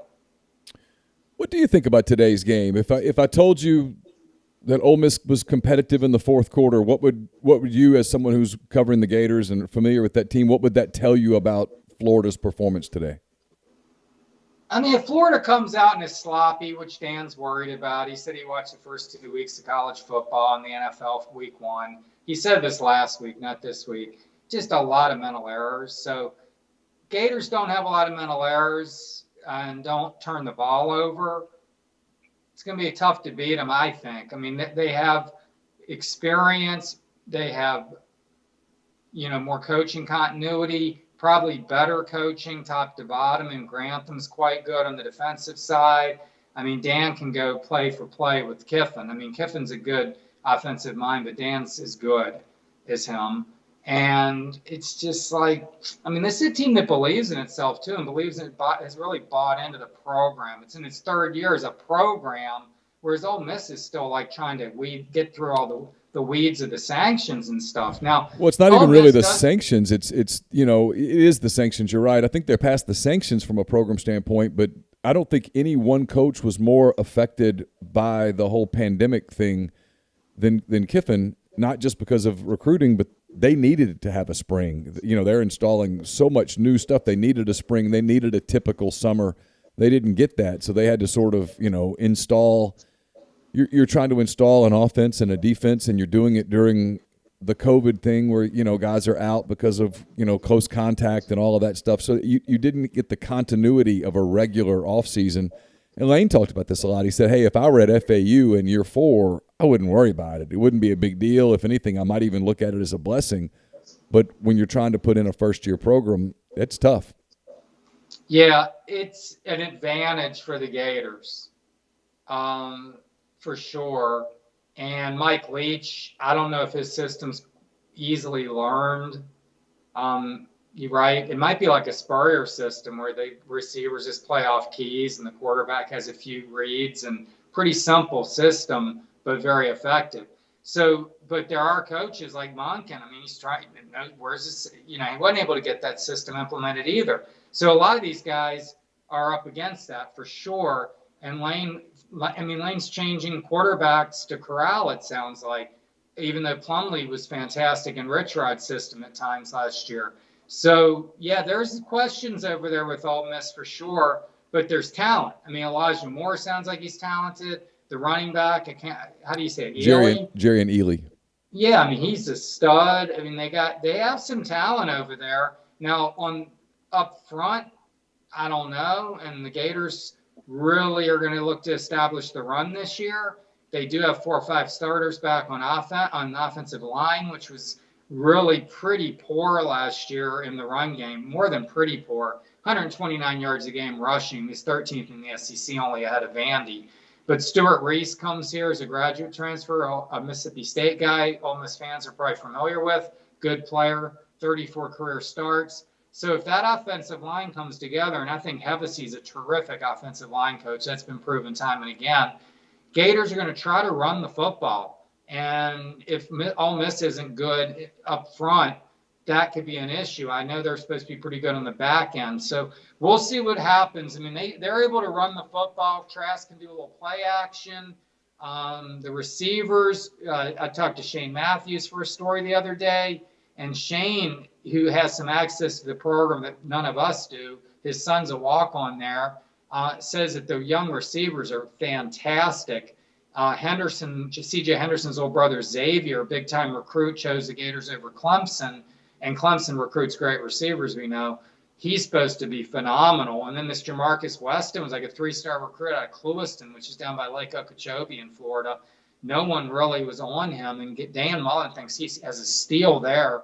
Plus, he has Kyle Pitts, all-SEC tight end back, Trey Grimes, who's an NFL body and has a lot of talent himself. So, there's some weapons for Florida, but again, I think they got to stop the run. I mean, Ole Miss can run the football, I think, right, with Plumlee and Ely. And, I mean, they got to stop that because if they can't, then Lane's playbook's going to open up, and it could get interesting for a while. Yeah, I think Ole Miss's biggest concern in this game, and you referenced it, is just how good Florida is up front on offense. Trask gives them balance, and then there's definitely concern inside the program that they're just not big enough defensively, not deep enough up front to stop to control some of the better teams in the league, and just to get the football back into their hands. I know that's a big part of what they're trying to do on the recruiting trail is get a different kind of front seven athlete than what they have right now. Yeah, so look for the Gators to try to run the football, knowing that. But look, man, this is all such uncharted territory, and we don't know who's playing and not playing for the Gators yet. So, yeah, that should be coming out any minute on Twitter. Yeah, last thing on that, I'm curious, what are you hearing? Just any rumblings at all about COVID-related guys sitting out? The rumblings are no one tested positive yesterday. Okay. I think so. It seems like they're in good shape. But we'll see how that goes. It's going to be a white knuckler every week, as you know. And I think that, the Gators doing a pretty good job so far. They have one of the best medical facilities, campus facilities in the nation, Shands. UF Health's phenomenal. I think they feel like they have a pretty good grip on it. But, this thing is a whack-a-mole, man. I mean, right? I mean, look what's happening in the country. All these states that were doing great are now doing terribly again. So it can just rear its ugly head at any time. Kyle Pitts put it pretty well the other day. He's like, look, man, you just got to make every game count and do your best and leave it all on the field, because he's like, the season will be over after week 5. We have no idea. You're given 10. You're not promised any. Well, right? Hey, listen, appreciate the time. I know you got stuff to do, so thanks for spending some time with us. Yeah, enjoyed it. Nice talking to you, buddy. All right, Edgar, take care. Bye. Take care.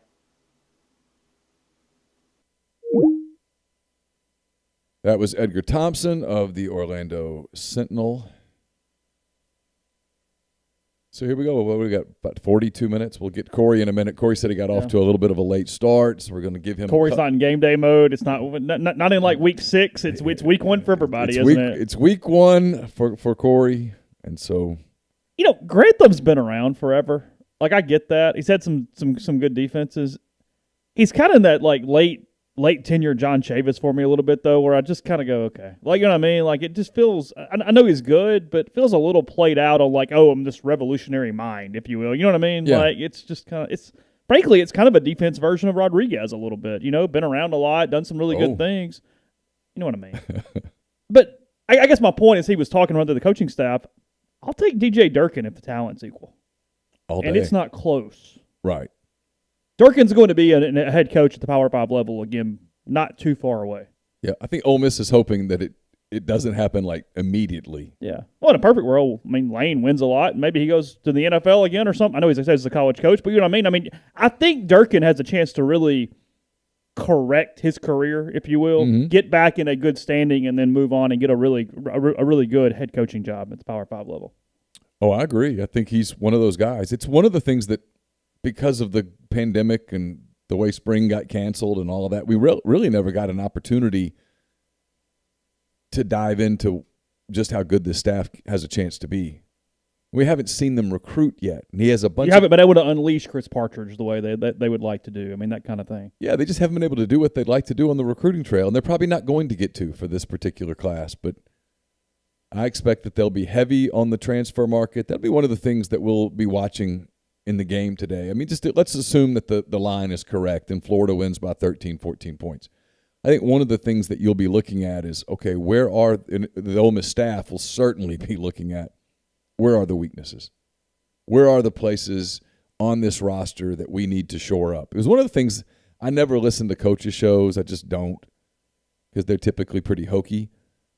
But I did think a couple of Kiffin's answers the other day with Kellum were pretty interesting, where he said, look, we're not going to be sitting here rebuilding next year.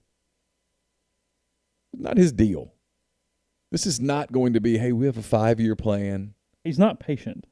Well, no, and that's a good thing. But I think they'll be heavy on the transfer market, and then they'll try to do what they planned to do in 2020 from a recruiting standpoint, and that is splash. Big splash. It's year zero. That's what they're doing. So this is, yeah. I get all the jokes. I get it. But unlike any of those, it wouldn't have been year zero without the pandemic for Matt Luke. Well, we talked about this. It would have been financially for Matt Luke, but there would have been a product on the field that you would have said, this is your product. You can't do that with Kiffin, with the exception of Kenny Yoba. It's not his product. I know it's his first class, but it was a transition class. He didn't get hired till December the 7th. Most of recruiting was done by the middle of December. This is... I mean, that doesn't even have Otis Reese and Dean Leonard out there potentially. I mean, I guess something could have happened in the last 24 hours. But we had heard a rumor that Dean Leonard had been cleared by the league. I checked it out with Ole Miss people, and all they said was that this was around midday, as of midday yesterday, they didn't have word yet. I guess we'll see in a minute, because Kiffin said that if Leonard's eligible, he's going to start. Yeah. So we have 38 minutes before they kick a ball in the air. So at some point, we'll get the answer to that. Ryan mentioned Oklahoma. Anything else around the nation that you're stuck on today a little bit? I mean, we'll be with people for the majority of the day. There are some interesting games. Let me pull up a few of those. Chase Goodbread predicting that State scares LSU today. First time I've seen that from anybody. And Chase is pretty good at what he does. Chase is real good at what he does. Here's the thing with LSU is, we've talked about this a lot, it's just there's so much new. All right, here's our top 25, and I get that is a very loose statement in this season. Yeah, real quick before you do that, I do want to tell you about this. This show is brought to you by The Rogue. Duckhead has returned to The Rogue. The return of this icon brand remains true to its roots by producing garments of endearing quality and timeless style. Come by The Rogue and welcome back this American icon and join the revival. Known for their gold school chino for years, the 1865 five-pocket and gingham sport shirts are great for game day, work from home, and a great value. So check out The Rogue's website, therogue.com. Check them out on Instagram or come by. Derek Stingley Jr. out for LSU today. Oh. Non-COVID related. Wonder what that is. I don't know. Said he spent the night. Did I see this somewhere? I feel like I saw somewhere that he spent the night in the hospital or he was at the hospital last night. Oh, how about that? Yeah. I'll tell you one of the games that I don't know that we'll get a chance to see it because it'll be heavy in work and we'll be transitioning from one show to another. But Cincinnati and Army It's a fun game. is an interesting game. Army's first game ranked versus ranked since 90-something, I believe, something like that. Oh, is it even that recent? Yeah, it was either late 80s or sometime in the 90s. It had not since they've been ranked, but since both teams have been ranked. They lost that game like 41-17 to somebody back in the day. Maybe it was like Pitt or something. I don't remember. But There's some Big 12 games that are interesting. yeah, I can't. Ryan is a huge football guy, and I mean that with the absolute utmost like sincerity in a positive way. Spencer Rattler, I get it because the Oklahoma quarterback thing, but I don't care about spending any time on Kansas State whatsoever today. They bore me to tears and they're bad, so I'm good. The only thing interesting, Oklahoma's going to run all over them, and that's going to be the day. So the whatever. only thing interesting for Kansas State for me is just Chris Vaughn's kid. Happy for Chris. You know, Chris and Marquette are great people. UCF is going to kill East Carolina. The number 19th ranked Raging Cajuns play Georgia Southern today. 19 on ULL. Sorry, Louisiana. It's ULL. ACC ranked versus ranked. Louisville versus Pitt. Okay, great. Sounds good. Whatever. Louisville a 3-point dog today at Pittsburgh. Iowa State TCU is an interesting game because it might give big game for Iowa State. It might also give you some insight into what the Big 12 is. Is it any good? The same for West Virginia at Oklahoma State. West Virginia a 6-point dog in Stillwater. Army's at 2:30. Yeah. Yeah, 2:30. We'll try. West Virginia, Oklahoma State's okay. It's okay. I don't necessarily want to spend time on it, but it's all right. Florida State, Miami tonight. I can't get the Miami performance out of my head, and Florida State looked like crap in their opener. They looked terrible. It is funny how we're going, hey, I get that nobody's getting fired and whatever, but hey, it's a big game for this guy or this guy or this guy. But optics don't stop. So even if you're not losing your job, your Q rating, your approval rating does shift as this season goes on, depending on how you manage things. I mean, sure, there are big games and big seasons for coaches, even if you're not necessarily getting a pink slip at the end of it. Oh, there's no doubt. I do want to tell you this show, Scoreboard Business, is also sponsored in part by Heritage Properties. Heritage Properties, home to 3 communities in Oxford, Faulkner Flats, Cambridge Station, and Lexington Point. All 3 properties are multifamily housing. It's not just for students. They all offer on-site management and maintenance. They're pet-friendly, and they offer short-term leases. Faulkner Flats, located on Old Taylor Road, offers 1-, 2-, and 3-bedroom apartment homes, private patios or balconies, a premier 24/7 gym and tanning facility, a resort-style pool, a car wash station, and much more. You don't want to miss out on their special rates. 3 bedrooms now leasing for the price of a 2-bedroom. You can contact them live at faulknerflats.com, live at faulknerflats.com, or call them at 662-234-4558. Cambridge Station has renovated 2-bedroom, 2-bath apartment homes, 5 minutes from campus, multiple amenities, including free cable and internet. They're currently offering a single occupancy special. Live at Cambridge Station, apts.com is the website. And then at Lexington Point, located less than a mile from campus, they have spacious 1-, 2-, and 3-bedroom apartment homes, free cable and internet, covered parking, much more. Move in by October the 1st, and you get November rent for free. Also brought to you by Meadowbrook Wealth Advisors of Raymond James, a team in Jackson, providing planning and investment guidance to clients across the state and surrounding areas. Financial advisors Bill Geary, Logan Phillips, Chris Carrero, and Ryan Geary are partners with a commitment to personalized service. Call them at 601-368-2215 and see if they might be a good fit for your financial goals. Raymond James and Associates, Incorporated, member New York Stock Exchange, SIPC. Seeing some pictures from inside the stadium. It's just, look, it's going to be only 16,000 was the max it could be, but I mean, it is striking to see an empty stadium. It's just strange. I mean, like everything's really bare. I mean, yeah, I'm trying not to make a joke. Are you? It would be a bad joke. Would it? Well, we saw empty stadiums the last few years. That's true, but not like this. Not like this, yeah. This is like Orgeron, Northwestern State, fourth quarter, 07 kind of deals here. You know, they're showing on game day right now, 31 minutes, 14 seconds till kickoff. Those uniforms look so good. The blue tops are great.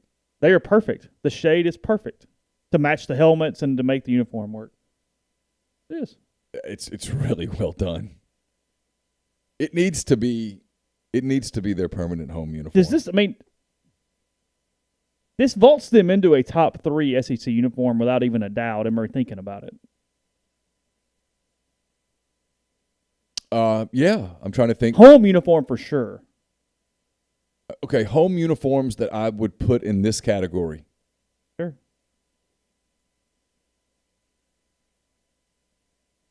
I love LSU's home uniform. It's fine. fantastic. It's classic. Yeah. I'm trying to not do the classic thing in my head though, like because that is what I do. But I look at it and I'm like, it's good. It's good.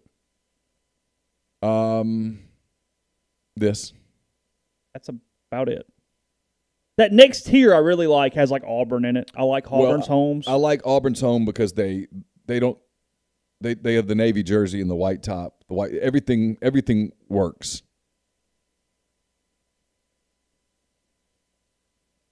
They're good. And it's a home jersey. You can't wear it on the road, I don't think. No, but you could wear a white and you could contrast it. You could flip it and put the powder blue. I would absolutely have that in my arsenal. Cole, thanks for jumping in with a super chat there. He said, Dan said, fans used to always tell me he's number 1, but today they're using all 5 fingers. I mean. Whatever. I mean. Whatever.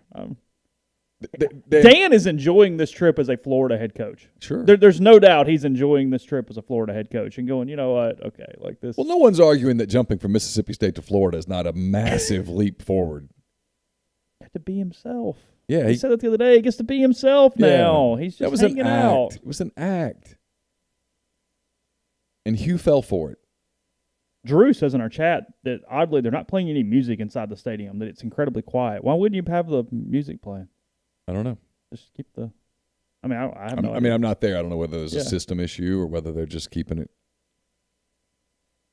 What would you have sent in? Pictures of the dogs for your cutouts? You're doing the. Yeah. Rizzo would have gotten a spot in the stadium. I mean, Rizzo's a handsome dog. He is a handsome dog now. He's a good-looking fella. There was some really good boys in the crowd. Like I saw some golden retrievers. I saw some yellow labs that were good dogs. It was good. 30 minutes away. Yeah, something like that. Corey says he's ready. You want to get Corey here Why in a minute? not? And let's all right, let's see. I need to punch his number. I think we're not calling him on Skype, obviously. Don't say it out loud. Well, I'll try not to. That would not be good. There's no way around this, I don't think. We might figure out a way around it, but at least we don't hear it ring now. We fix one problem and have another, but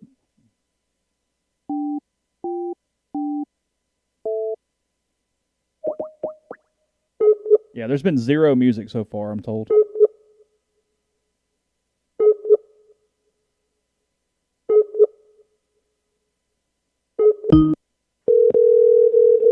We don't have to use Skype soon, too. Corey Clark, welcome into the show. You are live. You're live, by the way, yes, so don't say anything you wouldn't want to broadcast to the world right here. I'm good to go. Okay. Good to go. Corey Clark, Clark Ford, 662-257-1900 is not his personal number, but you can call that number out at Clark Ford, ask for a quote. You won't get it today, obviously, because Corey's at Vaught Hemingway Stadium, but within business hours, 15 minutes or less, he'll have a quote to you. Corey wants to be your car guy. He wants to be your truck guy. He'll prove that to you when you make that call, 662-257-1900. But today, you are not a Ford dealer. Today, you are a correspondent for MPW Digital and RebelGrove.com. Set the scene at Vaught Hemingway Stadium. Corey? Not a lot of scene. It's weird. This is the weirdest thing. This is the most surreal thing I've ever, like, there's the parking passes. There's nobody here. There's no one here. It's unreal.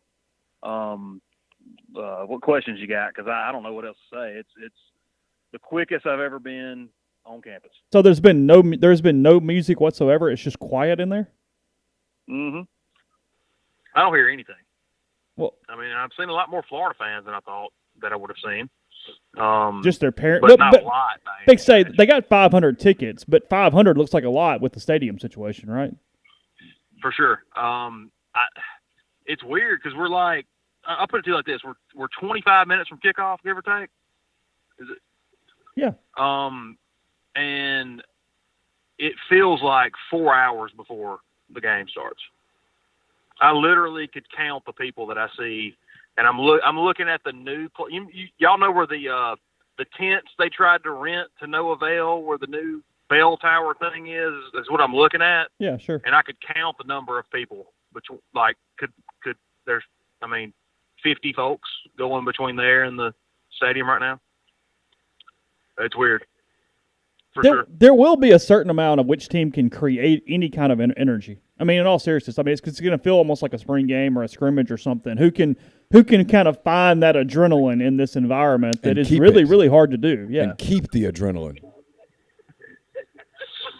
Oh man, I'm sorry, I got sidetracked by something. No, sorry. Golly, I got some idiots with me.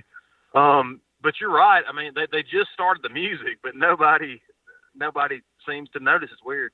I don't know what else. It's just weird. I don't know what else to say. It doesn't feel anything like normal. What do you think at this point in time where we park? There would be streams of people, and it's 10 people every 30 seconds walking by the car. Yeah, they're showing a picture from Auburn right now. It's the same thing. It's just empty. And as someone who's covered basically 10 years worth of games at Jordan-Hare, to see it look not even like a spring game, just to see how empty it looks is bizarre. What are those cutout things? I think what they did. We didn't do that, did we? We didn't do cutouts, did we? Yeah, they're down there. Yeah, there's cutouts. Oh my God. I think at Auburn what they do is all the seats are chair back so that they can do the socially distanced thing.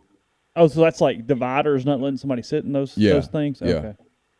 You didn't send in a cutout, Corey? What would you have sent? Bernie. I like that Weekend at Bernie thing I saw on there. Yeah, that's good. Yeah, cool. he's there. He's everywhere. That's pretty good. Yeah. Houston Nut in the hat, that'd be good. Neal in the Houston Nut hat would be good. That would be good. We have the hat up there. We could make that happen. Yeah, we could do that. Get that done. So, all right, guys, y'all. Hey, are any questions for me? Are you masked up, or are they enforcing mask rules? I've got a mask. I'm gonna wear it. I'm gonna wear it as little as they require me to wear it. Okay. I would imagine that I'll have to wear it a lot. So who knows? What's your pick today? Oh man, if I think we're gonna lose like let's say 35-27. Oh, I think they're going to show. I think they're going to cover. But I'm, whatever. I'm just glad they're playing. Like I'm just glad we're actually doing this. And as bad as the environment is, and as bad as there's a crane with a camera boom right now that I'm looking at, and that's awesome. And that's what needed to happen. And let's get this TV money and let's year zero this thing and just make it happen and get it done, and whatever happens. Short of 1-9, I think everybody will be. I think it's less about the record, more about what it looks like. So let's go and see what we got and see what happens. All right. Well, enjoy your day. Hope to talk to you soon. I'll call y'all post game if I'm able. Later. Of course. All right, on the official board, they've announced Matt Corral and John Rice Plumlee as both starters. Okay. On the board. So all right. We're running this all the way to the end. Is my point. Going to be cute all the way to a little past 11. They might both be on the field at the same time. I think that's what's coming. If you made me predict, there might be a package for that. Just say it. Okay, here's my wild prediction. Okay. They're both on the field for the first snap, and neither of them get the first snap. They do some goofy play like a snap to Ely or something. Play one. Ely and Plumlee and Corral all in the backfield. I have this feeling that Kiffin, who is a bit of a troll, is going to carry the trolling out one more week. Just one play. Just one. He's going to have some oop-de-oop thing in there. We'll run that, and then whatever happens, happens. But he'll have a hard time continuing this because someone's got to get the lion's share of the snaps today, I'm guessing, unless they rotate them both, which is I don't think something he really wants to do. I've gotten that impression that that's not really what he wants to do. And if he does, you have two different packages, and now people get it on film, and it's easy to prepare. Okay, this guy's coming in, now we know what to do. This guy's coming in, here's what they do when he's on the field. It really only works if both quarterbacks can do everything. Just a little heads up, by the way. In about 10 minutes, we will stop the pregame show. We'll have about a 10-minute break for us to reset, and then we will go live with the in-game feed where, look, it's going to be pretty laid back. We're not going to be talking nonstop, but if you want to hang out with us, get reaction or get whatever we're doing, that's all cool. Yeah, one thing we will have in the second quarter, Pete Deweese, yes, very, very good high school coach in Georgia, really knows football, knows all these college coaches incredibly well. Got some history with Ole Miss. Yeah, he's going to join us in the second quarter and tell us what we've seen. Schematically, what's going on. Yeah, we're going to talk some football, hardcore football with Pete. We'll have him the whole second quarter, so if you are watching the game, that might even be an opportunity, whether certainly during the commercial breaks, to hit the mute button on your television. Then late second, around halftime, maybe right after that, we'll do kind of an Oxford Eats thing every week. We're picking restaurants again. Rafters up this one. We'll tell you what we're having. That brought to you by Visit Oxford. We'll tell you more about that at the time. So those are kind of our in-game things that we have set. And otherwise, we're just kind of hanging out. I can make it slower. Someone said, "Can you make the ticker a little slower?" I can. I've got to get out of it to do it, but I can absolutely. Okay, we can do it for the actual game. Yeah. Are you doing scoreboard or what? What are we tickering? Well, what I was tickering was just no, but during the game. Oh, I'll do scoreboards. I might even put up some stats and things of that nature. Right, as you saw, I just had the schedule and the lines. Yeah. Somebody asked, "Can we have the game on the screen?" Absolutely not. We would get in big trouble. We would love to, but unfortunately, we do not own those rights. Yeah, we have not paid for the television rights for Ole Miss. Yeah, we're just a little short. So yeah, gonna need a lot more super chats to make that happen. a whole lot of super chats to make that happen. 5 games postponed this week. I guess the really only major notable one: Notre Dame and Wake Forest, and then poor Houston. They just can't seem to play a game. North Texas canceled with them now. They have had their opener canceled 4 times. Yeah, that's tough. Has to be beyond frustrating for Dana.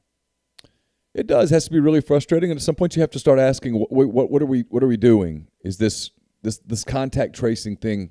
Because the frustration there is that they're doing the contact tracing, yet nobody's positive. Mm-hmm. So at some point you've got to say, let's have some common sense with this. Seeing Nick Suss just says on Twitter that he was able to find everyone on the Ole Miss 2-deep roster pregame except reserve lineman Peyton Cox and Cedric Melton. So they might be here too. We just didn't see them, but otherwise full roster for the Rebs today from a COVID standpoint. Yeah, and Melton's a true freshman offensive tackle. I can't imagine that he was going to be a big part of this game plan one way or the other. They're going to try to play 2 to 3 tackles tops if they can help it. So that's they do like Melton, by the way. I've heard this, that they think that they might have gotten a steal there a little bit on the recruiting trail. So just a little update there. Seeing what else is on the Twitter machine. Cross sports for just a second because I keep getting this question. Ole Miss got that baseball commit last night for 2022. He's ranked 15th in the nation per perfect game. Somebody said that they flip him because baseball doesn't really do flipping. The kid decommitted, opened back up, and then committed to Ole Miss. He was committed to North Carolina State. He'd been committed for years. And you see this in baseball a lot. They recruit them so early that they get buyer's remorse sometimes. They go, hey, it's not necessarily what I want. Frankly, as he gets a little better, as the whole thing plays out. So, anyway. It's a lottery ticket, but Ole Miss has it, and you'd rather have it than somebody else have it. I'll answer another question that I've gotten a few times on text and stuff. No, the pregame show will not be turned into a podcast because it will be so obsolete that there's really no point. It'll be up on our YouTube channel. It'll be archived there. You can watch it there. Obviously, we're not going to turn into a podcast our in-game broadcast. That would be ridiculous as well. But we will turn the post-game show into a podcast, I guess sometime Sunday. Yeah, right? Sure. Yeah. That's fine. So that's what we'll do for the people that are asking. But to be honest, we would really love it if you can. We'd prefer that you watch it on our YouTube stream. That helps our views, which helps us make some money to reinvest into the little program that we have here. Yeah. So anyway, let's see. We've got so we're gonna do. We'll have obviously Ole Miss, Florida. We'll flip to Kentucky, Auburn a little bit. Commercials, different things. Yeah, That's kind of our being schedule. I'm going to put Kentucky, Auburn on my laptop. Okay. I think right here, assuming that I get enough stream and it doesn't mess up the stream. Okay. And then we'll love those uniforms. Those are incredible. I don't know how the you way can they see pop that on TV is. I don't know how you can see that on television if you're Ole Miss and go, yeah, we're going to go back to the navy jerseys and the gray pant. You're still going to wear red on gray some. Yeah. Because it's fine. That's good. fine. It's a good uniform. Yeah, but I maybe I'm crazy. I mean, quickly in the thread, we've got a few minutes. I mean, Yeah. just give me some yeses and nos. Are there any nos to this uniform? Yeah, does anybody hate the uniform? Yeah. What percentage are we at here? Yes, no. Just quickly. Just kind of curious. What is that? What is Kiffin wearing? What's that mask? I couldn't tell. Somebody said, "Is it MJ? Is it a Bulls 23 mask? I think that is a Jordan mask. Is it? Kind of looks like it, but I can't completely tell. I can't tell either. Yeah, I don't know. Interesting. Let's see. What do we have? Nothing much on that. I was kind of saying what game day was talking about with a few minutes left as well. Oh, it's a Barstool logo. Oh, is it Barstool? Yeah. Okay. Yeah, it's pretty smart. Yeah, that's not stupid. No. Again, you get a chance to go on arguably the number one sports podcast in the world. You go on the number one sports podcast in the world.